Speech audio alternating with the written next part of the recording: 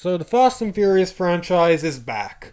All franchises are back. Stupid American movies have returned, and nature is healing. So now that Fast and Furious 9, or Fast 9, or F9, or F9 The Fast Saga, or whatever it's called, has arrived, it's time to review it. Crank it all the way up.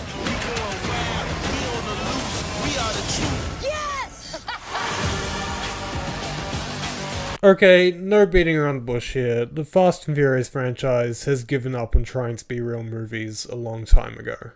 This franchise is now in its post-ironic era, where it's a mix between all the family-related melodrama and all the action scenes that are just built around what's the dumbest thing we can do that audiences will still accept.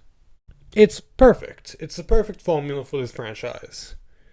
And you also can't have one without the other. If it's just melodrama, you have a movie like the first one, which is just boring. And if it's just crazy action, then you have a movie like Hobbs and Shaw, which is just exhausting. So does Fast and Furious F9 Fast Saga deliver on both of these core elements? Yeah, it does. And although it's not the best this franchise has to offer, it's a pretty solid entry. What makes this movie work really is the drama. This movie actually tries to get you to care about the characters, particularly Dom Toretto and his brother and what they have going on, and admittedly, it's pretty interesting. It's not brilliant, but it works for this movie, and it feels like it's doing more than just the bare minimum. It's what makes this movie better than something like Godzilla vs. Kong, for example, which was all dumb action and had nothing to connect to. This doesn't just feel like some factory-made product. Justin Lin clearly cares about this franchise and its characters, and it shows here. Needless to say, the action is also really entertaining, and really dumb, but in a good way. I think the best moments were given away in the trailers though, which I can't really put on this movie. But it's still fun, and doesn't make any sense, but also who cares.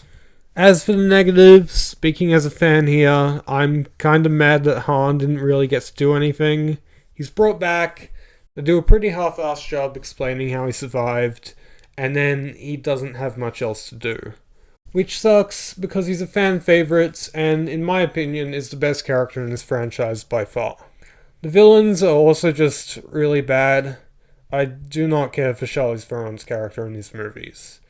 And in this, she's working with some French billionaire, and it's just so uncompelling. Well, aside from one scene where they discuss Star Wars characters, which is so cringy, up until Charlize Theron says something like, "You're like Yoda because you're nothing but a puppet with a hand up his ass." Absolutely amazing line right there. Perfect line. I love it. It's great. Also, this movie feels too long. I'm 100% sure that off the back of this Vin Diesel-The Rock feud that Tyrese Gibson kind of piggybacked on, that he ended up asking for more screen time after The Rock didn't want to return for this. He gets his own cool action scene and his own B story with Ludacris, where he gets most of the dialogue. And when they go to space, which isn't a spoiler by the way, it's in the trailers, they linger on a shot of Tyrese's face for 15 seconds. And I'm like, was it in the contract that he has to be on screen for a certain amount of time? Is that why they're doing this? And a lot of this stuff could have just been trimmed down. But at least Tyrese's character isn't as annoying as he is in the other movies. I think they're kind of done making him the comedic relief. Instead, the comedic relief is just the dumb action scenes. Which, good call. Also, I don't know if I can really call this a good movie. Like I said, this franchise has given up trying to be real movies at this point, and they're just doing their own thing. It's full of corny dialogue and cartoon-style logic. I guess I would say it succeeds as an action comedy, but it doesn't align with the tone of the first three movies, which take themselves pretty seriously. Also, I know this review is pretty short, but honestly, what's there to say? It's Fast and Furious. You already know what you're getting yourself into with this movie. To be honest, I'm just trying to tide you all over until I review Black Widow, but that's besides the point. Overall, Fast 9 Tokyo Drift is just pure cheesy dumb fun. If you don't like this franchise, this movie won't change your mind on that, but if you do like this franchise, you'll probably have a good time with this. I'm giving Fast of the Furious Volume 9 a 7 out of 10.